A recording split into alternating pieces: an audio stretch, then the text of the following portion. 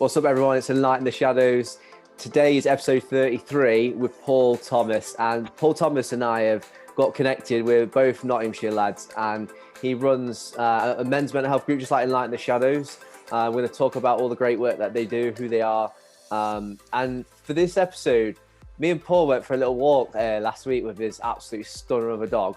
By the way, we have bagged a slot to get its baby in the future. So we're proper buzzing, guys.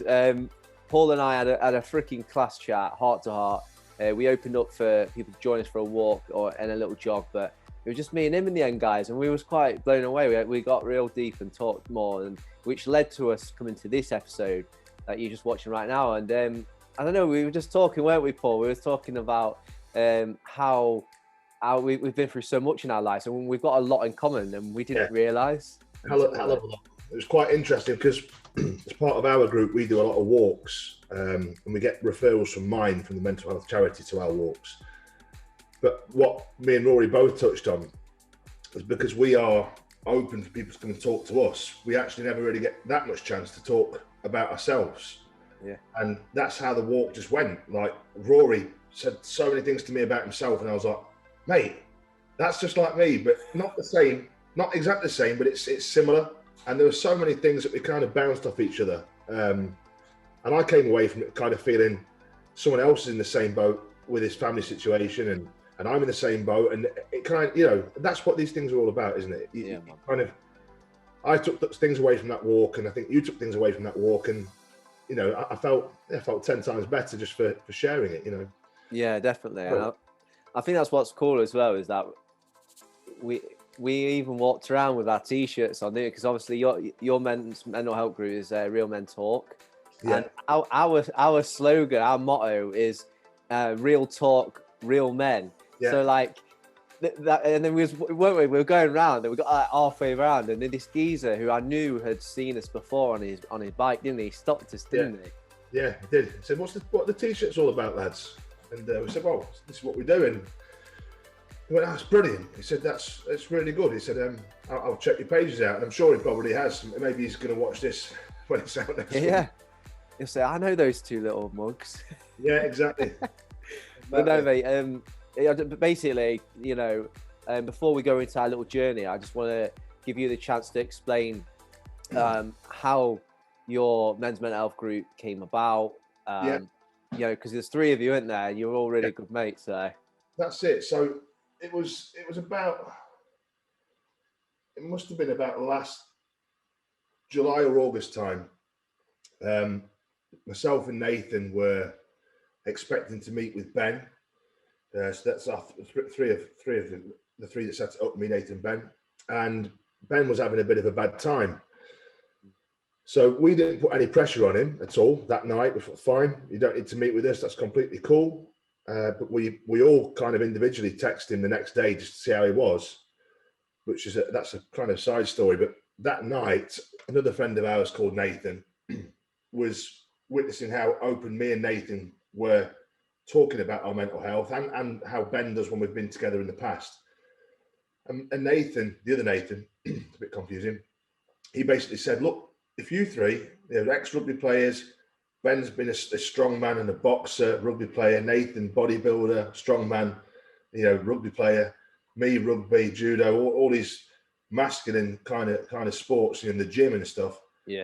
He said, if you three can open up about how you're feeling when outwardly these alpha males, if you like, then you need to get it out there. So we just thought, what do we call it then? So Real Men Talk.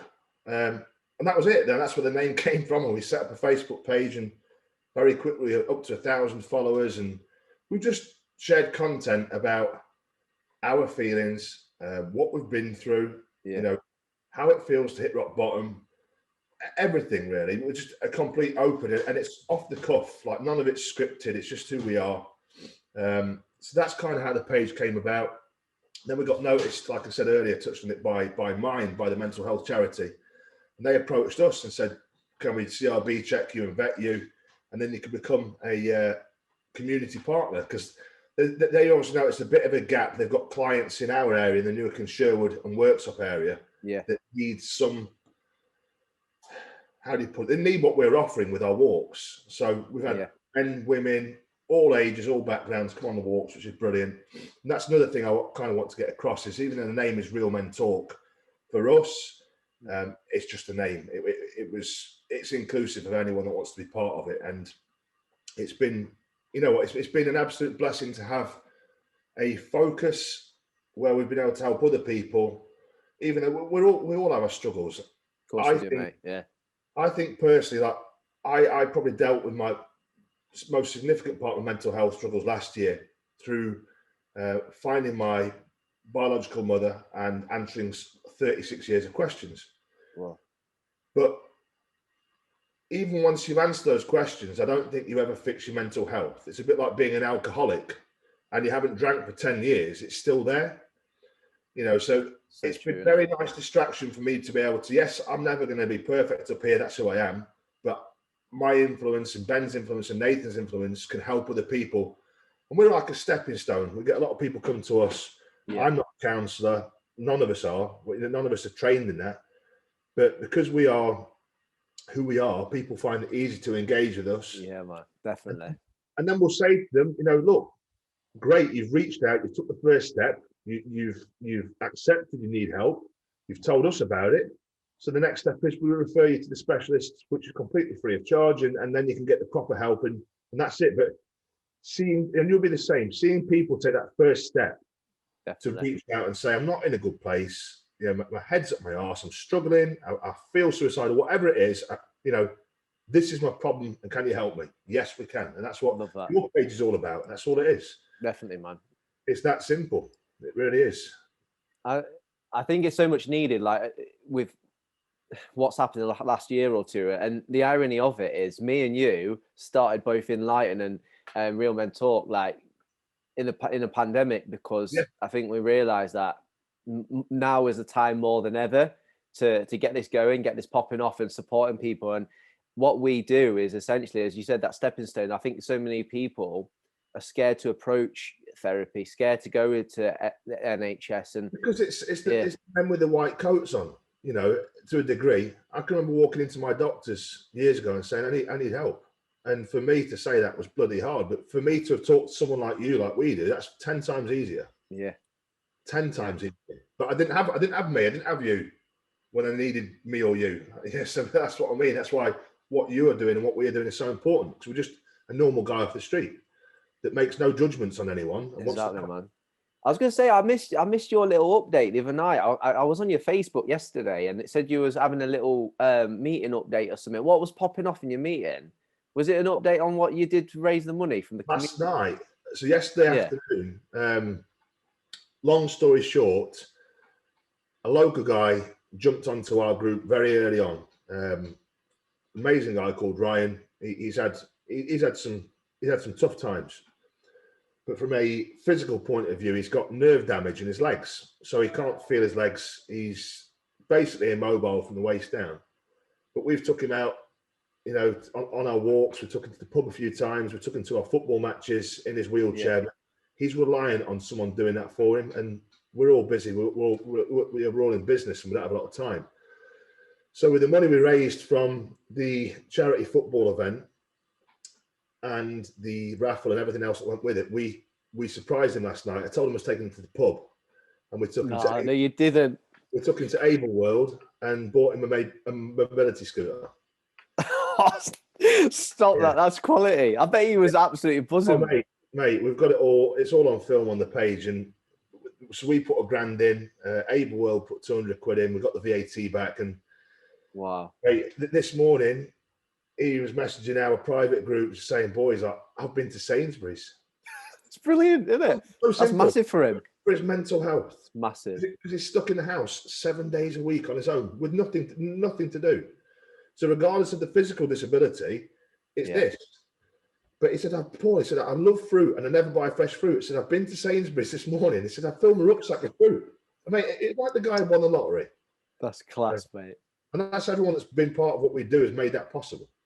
Oh, man. You know, and there's other things we want to do. We want to put a coach on at some point and have a day out to 𝙃𝗣𝗓 or wherever it is. Yeah. You know, and I've got a friend with a coach company. We'll get some of your guys involved. You know. Yeah, this is what I love about chatting with you.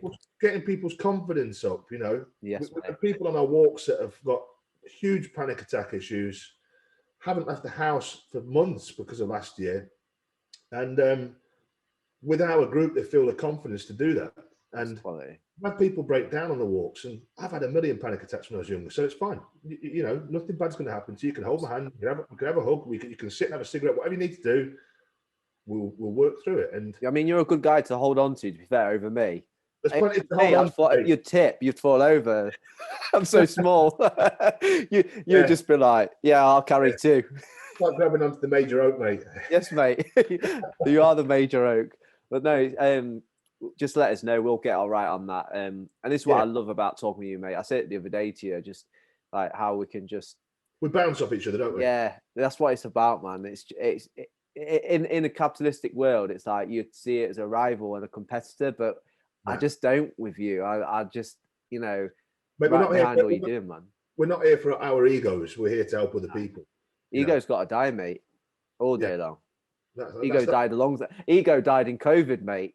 Oh God, yeah, it went. That's 2019, gone, finished. Yeah, shoot, but that's it. And the thing is that there'll be things that you bring to the table that are different to what we do, and that's fine. It's, you know, people buy. I work in sales. People buy into people. There's been some people that have messaged our page and requested to speak to Ben, and requested to speak to Nathan, and requested to speak to me, and that's fine. Because I don't know why, mate. What's wrong with you? Yeah, but I don't just engage with different people, and that's definitely cool. The more people, the more advocates like you and me and Ben and Nathan are doing this and actually working together, everyone wins. You know, yeah, it's quality. Everyone wins. So I want to say as well, if we've put up, we'll take some pictures of you. We'll put up the scooter stuff. We'll put it on the video. Yeah. The episode when it's out this Sunday. But what I do like about you boys as well is just how authentic you are. Like, I love going on Facebook and watching your videos when the three of you get together, because you just, I'll never forget that one video where I think all three of you had a few drinks and you was just like having a bit of a laugh in the end. Like, it was like this intentional meeting about things to come from Real Men Talk, mental health, and it was just like you had a few too many tinny. Well, I say tinny, you like a glass of red wine like me, don't you? Like everything. That's the problem, mate. I like it all, and in big volumes, unfortunately. But yeah, well, that's from the rugby days, isn't it? Oh, without a doubt. And you know, the three of us can drink, and you know, to be fair with you, I probably drink to kind of turn my volume down inside a lot, which is another story. But you know, that's the ADHD in me. I'm 100 miles an hour, 24 hours a day, and exercise fixes a little bit of it, and at night time this helps. So it's swings and roundabouts. But yeah, we got you on the CBD oil, didn't we? Oh yeah, I need to get some Rory, because that bloody did work. I'm telling you, that's no snake oil. That does what it says on the tin. Yeah, that's quality. I'm going up another milligram, brother. I'm on the 3,000 milligrams. I'm going to go up to 12,000 next. Proper job, mate. Yeah, definitely. I think I overdosed that first night I had it. Genuinely, I hadn't read it properly, and I took it, and like the following day, I felt like fine, but like relaxed beyond belief. Like things that would have usually involved me. I was like, well, how much did you take of the pipette? 2. Oh no, half. Yeah, I did 2. I misread the weight chart in there. Yeah. 2 pipettes, and yeah, I woke up feeling brilliant. I always get up about 4:30, 5 every day. Yeah. Woke up feeling like I slept for 10 hours though, but it's just so chilled. And I was like, this works. It's good stuff. It just grounds you, doesn't it? Yeah, and my arthritis as well. I'm full of arthritis again from rugby, and it made a hell of a difference to that. It does. Stuff. Yeah, so I need to get back on that. So underrated, mate. We'll have to link up the two of us to Real Men Talk and Enlighten, and talk to Supreme CBD and Kyle Field, who he's a mental health representation of Supreme. So you get 30% discount, but he's unreal, mate. I'd love for him to come up Nottingham way and just have a get together and see what we can do, like packaging support for people and promoting it a bit more, because it just works, mate. It's the one. Well, that's it, and you know yourself with your wife working the job she does.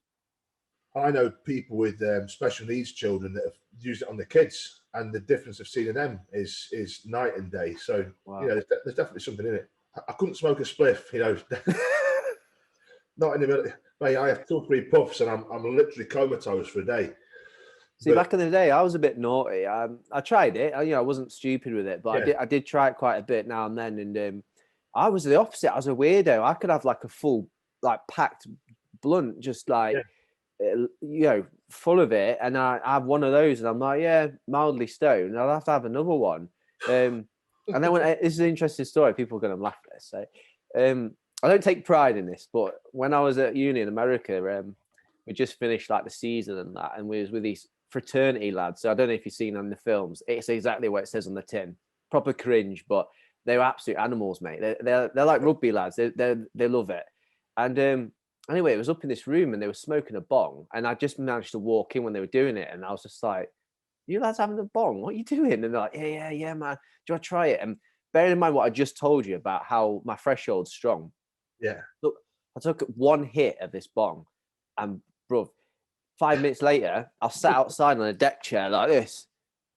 And I couldn't move. I was like, whoa, like this. I think it was laced with something, but it was just ridiculous. But yeah, those days are long gone, mate. No THC for me now. That's No, yeah, for me, it's cleaned it up.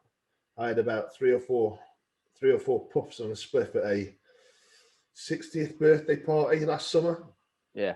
Three or four, and I was stoned for the full next day. Whoa. Yeah, it disagrees with me. I don't know what it is. Drink these all day long. 2 or 3 puffs on a spliff.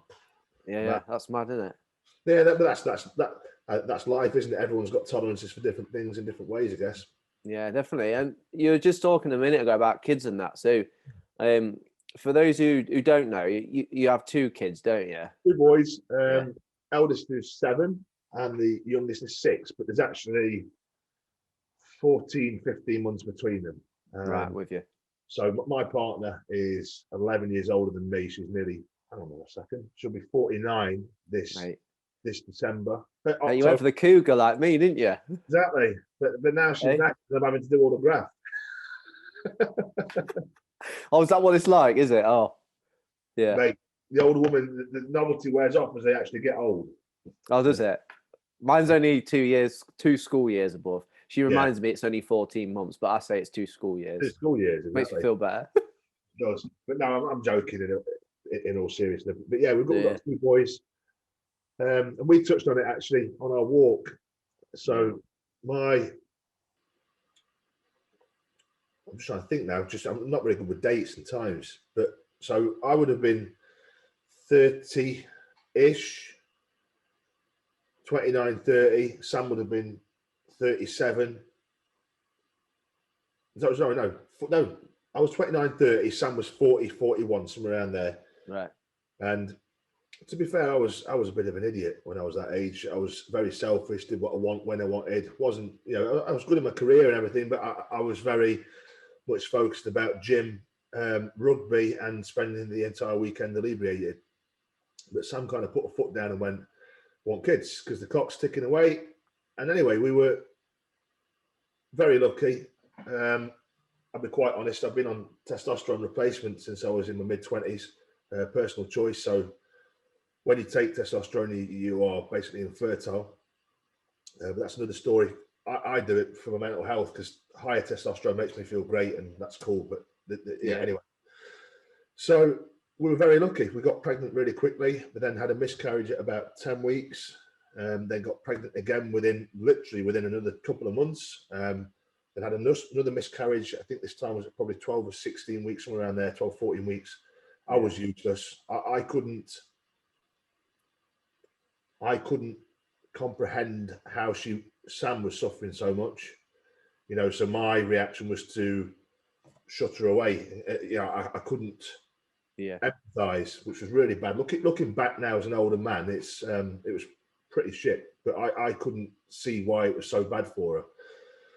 Third pregnancy, obviously because of the 2 miscarriages and then her age, we were under a consultant. Early doors, first scan, something's not right with the kid. Second scan, something's not right with the kid. There's a load of fluid on the back of the head, possibly heart complications. And then as it went on, yes, you're going to have a kid born with a heart defect. Not a problem. We'd already been to Glenfield, figured out what was going to happen. So when your child is born, we also had to know the sex at this point because they had to look and find out what was going off. So we were transferred to Glenfield the day after he was born, straight into intensive care, straight to Glenfield. In there for a couple of weeks in intensive care, checked the heart out, went home before Christmas. Phone call between Christmas and New Year. We reviewed all of the data from his heart. He needs to come in for open heart surgery at 4 weeks old. Spent 3 months in intensive care, nearly lost him so many times through one thing or another. And then anyway, got him home, then more open heart surgery at 2.5 years old, meningitis, 15, 16 operations to fix all the other things that were wrong with him. Yeah. Then also found out he had this genetic abnormality which had caused his brain not to form properly. And anyway, it was a minefield. It was an absolute shitstorm. Yeah. But yeah, moving on from that, stopped testosterone again for a couple of months, took the right drugs to get my swimmers going again, and got pregnant very quickly with our second son, which is a blessing. And this is what kind of brought us on to what we're talking about on our walk on Saturday. You know, I feel incredibly lucky, even though my eldest is disabled, bearing in mind all of the things that went off. You know, I've got a second kid that was healthy and everything's good, you know, and it was very easy for us. But I said to you last year, we tried again and didn't happen. And it felt like a bit of a failure. Even though I've got 2 already, I was like, I wanted a third one, and why can't I? You know, why not, mate? Why not? It's worked the last 2 times. And so, yeah, we had quite a deep chat about that, but it's, and obviously you're on your own kind of path to what you're trying to. Mate, I mean, I've even got, I think one, all these NHS letters, mate. I've got one in front of me here. In fact, it is actually the surgery letter, 6th of July, mate. Embolization of testicular vein. Big day. It is, mate. Yeah. I will be in Stratford-upon-Avon in my caravan, and I will be thinking of you. Thank you, brother. Yeah, it is a weird one. Obviously, I come to interview you, but that's why we proper connected. Everyone, I think what the viewers need to really hear is everyone's journey is so unique, and you shouldn't ever compare to anyone. Like, you know, I could have been so bitter hearing you say, I've got 2 kids, and it's not fair, I wanted 3rd. But when you start going down that route, and trust me, it does happen when you've had miscarriages and you've been waiting, like Sharice and I have been waiting 4 years, and it took 3 years to conceive Malachi, our first child, who died 12 weeks. And mate, it's so hard to navigate through it because no one's taught you this. Like, how is a man to deal with miscarriage? Like, you're not taught about it in school, and then even then it's like it's taboo subject. And then you get to an adult, and you don't think it's going to happen to you, do you? You just not at all. And it's hard, but the only way I've got my head around our miscarriages now later in life is looking how ill Sasha was. So nature has a way of a miscarriage, like the people we spoke to, the specialists, said it happens for a reason. So even though Sasha had this genetic abnormality, which meant that the fetus shouldn't have formed, he formed, and he's one of 5 in the world with this genetic abnormality. It's amazing. Wow. But I kind of look at it in the other way and think, well, good God, imagine if the first 2 had actually formed, how poorly they might have been. You know, so that's the only way I can kind of take away from that. Yes, it's shit, but that was nature's way of saying it's not healthy and it's not right, you know. So this is something I'm curious about, because there's no right or wrong about how you grieve, how you process losing a child. Because I don't care if it's 5 weeks, 23 weeks, 30 weeks. Like, I think it's still a human being. It's a baby. Like, do you know when you lost them, like, did you try and convince yourself that they kind of weren't a child in a way? Because like some people do, don't they? They kind of like go, oh, well, it wasn't really a child or a baby anyway. And I think that's how people can have abortions and stuff. You have to kind of shut that out. For me, I wasn't carrying this child. And in all fairness, at that point in my life, I didn't really want children, but I wanted to stay with Sam. So for me, it was a different set of circumstances to you. You desperately want children. You know, so I had these miscarriages, and really, I still wanted to live my life and do my rugby and do the gym and be selfish. No, you with me? Yeah. Whereas this time, I wanted number 3, and it hasn't happened, and I'm a bit fucked off. You know, I'm like, because it means more to me now. Yeah. So yeah, to answer your question, I did kind of shut it out, but more from selfish reasons, because I wasn't ready anyway. You know. Did you ever talk about it much to your mates and that when it happened? Not at all. Not at all. No. Do you think that's because, well, that was when 5-10 years ago? Do you think it's because of the time, or do you think it was? I think I never talked to anyone about anything until about 2 or 3 years ago. Wow, that's mad. I was Olympic gold, bottle up. I could bury anything, which I think has caused half my issues, if I'm honest. I've buried everything from day dot. Wow. You know, so yeah, to answer your question, I didn't speak to anyone, not at all. Didn't even speak to Sam, and that's why I couldn't engage with my partner. I'm certainly not going to engage with my friends or my family, or, you know, it was But the thing is, it's from any man. What came to light on Saturday with you and me, I don't think you've talked about it like we talked about it. I might be wrong, but I don't think we talked it through like we talked it through, if that makes sense. And I certainly hadn't. And it was only on Saturday when I kind of turned around to you and went, not me. I was incredibly selfish. Wow. And I've never really looked at it backwards, like opening up the old chapter of a book and looking at what I did. Yeah. Shit, how inconsiderate and how bad I handled that situation. But I thought about it all week. It goes back to, no one teaches you, so we can't feel bad. So like when we were talking, I remember what I was saying, and like for me, I abandoned my own needs because rightfully, like Sharice was carrying it, so Sharice is gonna feel it, like in many more ways than me. Not like it's a competition, or, you know, I don't feel anything as a father, but yeah, I completely just put aside my own feelings, my own thoughts, my own grief, and just really trying to support her, because she was in a really bad place, bless her, and she did so well. But we had to wait 5 months to get Malachi's remains back because of COVID restrictions. So he died. So he died. Yeah, it's mad. Literally, we didn't get him back till like, it was about 5 months almost. And you know, we wanted to bury him as well, because you get different options at hospital. You know, whether that you want the hospital to keep the remains and to burn and cremate it, or you want it sent to a funeral director in your local area to pick it up. So yeah, we wanted just to have closure that way, but we couldn't have closure. We couldn't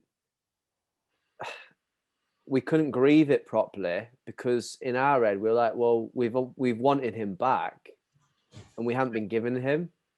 So it was like, that was really crap, like having to wait like that. That was tough. No, it's awful. It really is. I mean, we've met a lot of parents along the way with our spells in hospital. We spent months and months in hospital in this first 4 years, in and out. We met lots of parents along the way who've lost their children, and I don't know how they cope on a daily basis, because that ain't going away, is it? No. Even if you, let's say next year you go have quads or triplets, right, and they're fully full of happiness, right? Yeah. Doesn't repair the one that's lost. Doesn't somebody fix that trauma? You know, and that's the thing. It's we carry our scars, don't we? Yeah, and that's what I thought. I convinced myself, mate, to that one day it would go away, the pain or the thought of it, and it actually it's not true. Like, it gets easier, but that's with you for life, whether you like it or not. I think it's like I said earlier, touching it, like being an alcoholic, you're suddenly not an alcoholic. It's always there. It's always going to be there. But I think for me, the key thing is accepting the pain and being able to process it. And once you can process it, you're like, yeah, I've got this bad bit here. That bad bit's going to stay there, but I'm not going to let this bad bit rule all these good bits. That's the analogy that I kind of take. You know, you've got to kind of accept you've got a rotten apple in your fruit bowl, but try and keep it away from the good fruit so it doesn't spoil it. You know.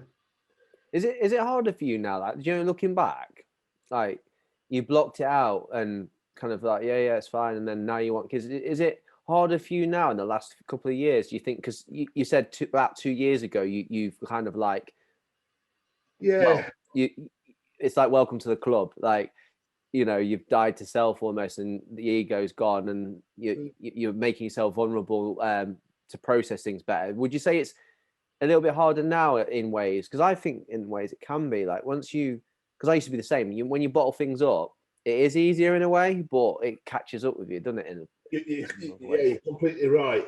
The more you become aware of your issues, the more they're at the forefront of your mind, which sometimes makes the day-to-day harder, because you actually, you're aware of what's ticking off there, because you've allowed it to be in the front of your brain. You've allowed it to be being processed. So you're right, definitely. It sometimes is. You sometimes think you've opened a can of worms that maybe you shouldn't have. But yeah, I guess it's a bit like anything. You know, if you overcame an addiction, you'd still be telling yourself, you know what, it'd have been easier to just stay smoking 20 fags a day. It would have been easier to stay the old person I was. But in reality, change is hard. Whether it's a month, 6 months, or 2 years down the line, you've made that change to say, I'm accepting where I am and I'm going to try and work with it. So yeah, it's, to answer your question, I think sometimes it is. You sometimes doubt whether or not you should have gone through the process of trying to sort your head out. But in reality, long term, you're not going to live with those demons inside. You're going to be able to talk to people about them like we do. And that in itself is healing. It doesn't fix you, but it makes you feel better, I think. So true, man. I always think that one thing with miscarriage as well, like, comes in your head, is like blame. Like, you don't ever wish to blame such a horrific thing on anyone, but it actually is so weird. It came into my head, like, where you're like, oh, it's my fault, or was it my sperm, or was it, you know, something happened in Cherisse, or you know, and she's, you know, openly she said the same. She, you know, bless her, she broke down crying because she's had a lot of battles leading even up to conceiving Malachi, like 3 years of intrusive stuff going on and surgeries in that area. And so she instantly started blaming herself, and then I was like, oh shoot, could it be me? And then now, because we've identified that my sperm form, so like I've tripled my count through Test Boost. Big up Test Boost. We're gonna do, I need to do an episode on them with someone, but it's the form, which means it doesn't do what it needs to do. And I just think, it's me, but it's not for me to feel like it's my fault, you know, because it does, doesn't it? Like, I felt blame comes in your mind, doesn't it? Like, without a doubt. And there was an element of me thinking, is it because I've taken drugs or testosterone that suppressed my natural androgens for years, and now I've had these drugs to get my androgens working properly? Maybe it was my fault. And then anyway, when we were pregnant with Frankie, with our youngest, they were doing investigations on my blood, Sam's blood, Sasha's blood, our genetics, our DNA, and all this, and they found out that Sam had a genetic fault. An extra strand, 42 chromosomes or pairs, XY, and one of her genes had repeated. That was it. So in a female fetus, it wouldn't cause any issues. So I get that, because Sam, when we're having a bad day with Sash because he's got special needs, she not anymore, but early on, she was like, this is my fault. This is my fault. With my dodgy gene. And like, you never know. You never know. You never know. You know, we look back in her family history, and some of the males had quite significant learning difficulties. That it's kind of pieced together. Maybe it's carried through the family. We don't know. But yeah, she certainly felt incredibly guilty. that it was her fault for passing on this dodgy gene, you know. But we were fortunate enough they found out the dodgy gene to be able to test our youngest in the womb before he came. So that was a bonus. But yeah, it's like anything. It's sports, it's business. If you don't get the result you want, you end up putting more and more pressure on yourself. And the more pressure you put on yourself for a bad performance, a failure, a miscarriage, whatever it is, the worse you feel. When in reality, it doesn't change what's happened. You can't change that, you know.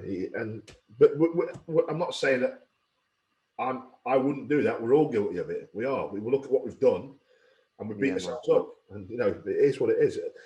Where you are now, knowing what you know now, and know what's happening on the 6th of July. Think how far you've come in a year to be able to have that booked in, that paperwork, and the next step in the process where you hopefully going to be a bit closer to getting the end result. You know. Don't focus on the failure before it. You know, you're further down the path. That's really good advice, man.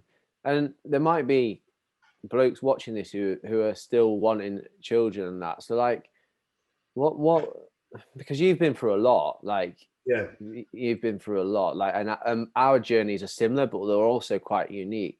So what would your best advice be to a guy that just wants to be a dad and is still waiting? What would you say to them? Do you think? Don't wait. The second my partner tell you, I was a nightmare, loose cannon, really troubled teenage years, really bad, lots of bad stuff happening. The second that kid came along,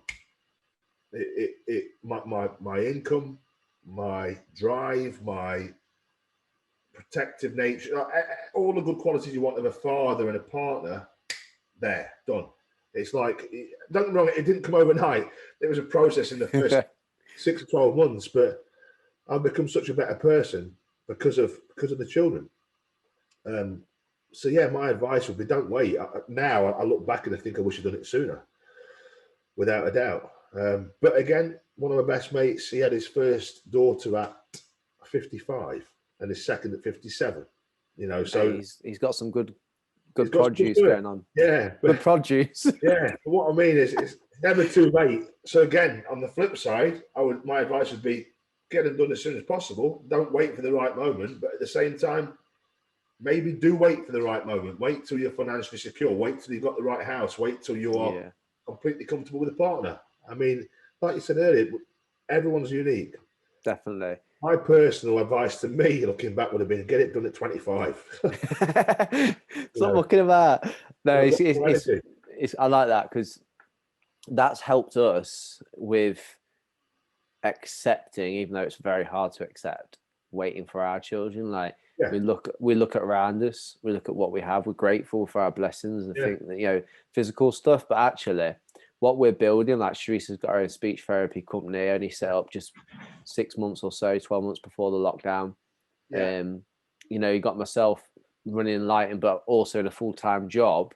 And so kind of like, it's looking at your life where you're at and going, actually a bit like your babies that passed, like things happen for a reason. And actually, if we had kids in the last 4 years, look, we would have coped. We would have loved them, adored them, nurtured them well. But sometimes you just think a new car, or you know, you wouldn't have that financial freedom. So it's all balanced. Sorry to butt in, but I'm not religious, but I'm a big believer that the universe sends you the things at the right time. Even the bad stuff. There's always a lesson in the bad stuff, and I've learned that. As much as things burn at the time, man, you'll get to a point where you look back and you think, light bulb moment. Sure, you're not a Christian, brother. No. That's a Christian value right there, mate. I do read a lot about religion. And you know, I get the Jehovah's Witnesses come to my door, and they love me because we'll chat for hours. Okay, I was gonna say I scare them away. No. I'm a Christian, so like I talk to them about God the Father, the Son, and the Holy Spirit, and mate, it rattles them, like, and then they look at each other when I you know, because I can spit scriptures at people and like I've really done my stuff, and they like look at each other like, oh, we need to go now, and it's like, they're wasting their time with me, brother. I'm an open book. Yeah, it's good. It's good to be that way, isn't it? Quite philosophical, and I do no bullshit. I've not for ages, but I speak to a God every now and again. You either get it or you don't. Whoever listens to this, I feel like I've got my fingers in a plug socket. I feel supercharged, and like my questions every now and again are answered. Like someone's there, Paul, you're on the right path. Wow. And it happens. There's a period a few years ago where I was going through lots of change in work and lots of pressure. And honestly, I used to get this euphoria. I used to drive 30, 40,000 miles a year in my old job. Lots of time to think, lots of time to pray, lots of time to reach out. Yeah. And I used to get this feedback. So I know, right, without a doubt, I'm not religious, I'm spiritual. But I think for me, there's little bits I can take from every single religion. And my biggest thing is, and this is what kills the Jehovah's Witnesses, I'm like, I don't need a church to speak to God. And how lucky am I for that? Well, again, are you sure you're not? You're speaking truth. Like you don't. I do it on my own. God talks to me when he needs to. But it's a funny relationship because sometimes I put a load of work in and I get nothing back. And then other times when I'm putting no work in, there he is. You couldn't make it up. And that's why I know something bigger exists, because when you least expect it, oof, there you go. Yeah. When you least expect it and when you most need it, generally. Yeah, true that. I think as well, like I think I saw a video or a picture scientists have proven that, on conception, they show it's like a flash of light happens upon conception of the sperm and the egg meeting. It's like literally they've done a video imagery and it's a flash of light happens. Wow. And it's like, whoa. Wow. Yeah. Power. There is though, isn't it? It's life. It's there's hundreds of millions of cells going to that egg. One gets there first. It's pretty special, isn't it? It is. Whether you're a scientist or not, Yeah. I'm trying to remember the probability of a child being born. Like I can't remember the number, but it's billions. It's mad, isn't it? You go, no one's an accident, man. Like no one is an accident. I can remember speaking to the geneticist about Sasha, and he was saying it's a miracle he gets so many that are right.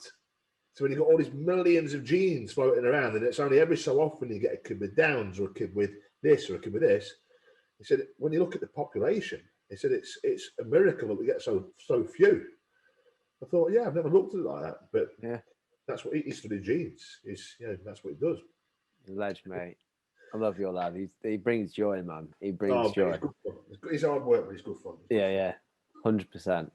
But I was gonna say, like, before we finish, like, unless there's anything else you want to share about like fertility with the viewers or miscarriage or anything like that, but not really. No, you're good. Great deal, but no, I mean that's the thing. I think we going forward, we need to get a walk on. You have to excuse the noise, but dog in the puppies in a pen. We need to get a walk together at some point if we can. Yeah, that'd be sick, mate. And just get we'll give it a bit of notice so we can get a bit of a crowd together and do what we're doing now, but so other people can join in, I guess. Yeah, 100%. But before we go, mate, I always ask people this question at the end of the episode. It's brilliant because people give different answers a lot, and it really there's never a time where someone says the exact same prescriptive advice. So if there's a geezer who's watching this, he's heard everything, he's made it to the end of this episode, who feels like just hopeless and they want to take their life, what's one piece of short advice you could give them today? God, that's a deep one, that is, mate. Yeah, brother. It's the Enlighten the Shallows question. Don't worry about that. Deep one for someone that's self-harmed and tried to take his own life, mate. That is a deep question. What would my advice be if you feel like you want to take your own life? I think everyone, right, regardless of what your dreams are, has a dream. They have a picture of how their life should look, right? That might be being a supervisor at the 𝗘𝗣𝗘. That might be being the next Bill Gates. That might be living in a caravan with your dog. Everyone's born with an imagination and a dream. And I've had some massive ones, right? And that was the one thing that kind of held me back. And I always thought, if I give in now, I'm never getting my Porsche. I'm never getting my Sunseeker. I'm never getting the nice house. That stops. Those dreams are finished. True. So that's my response. Whatever dreams you have, how big or how little, if you give in, that's it. You've shut the book, and you're never going to see your potential. And that was the only thing that ever stopped me when I was literally there, you know, knife in my hand and suicidal. That's the one thing that I sat there and it grounded me. I thought, you know what, if I do this, I'll just go down as someone that's killed himself. Yeah, just to That's start. it. Or I can dust myself off and accept that it's horrible where I am right now, but I can prove to the world that I'm going to be a success. What your success looks like, that's personal. It doesn't mean it's any less significant or not. This is Sam, by the way, Rory. Hey, up. You're going to be on YouTube next weekend. Oh, bless her.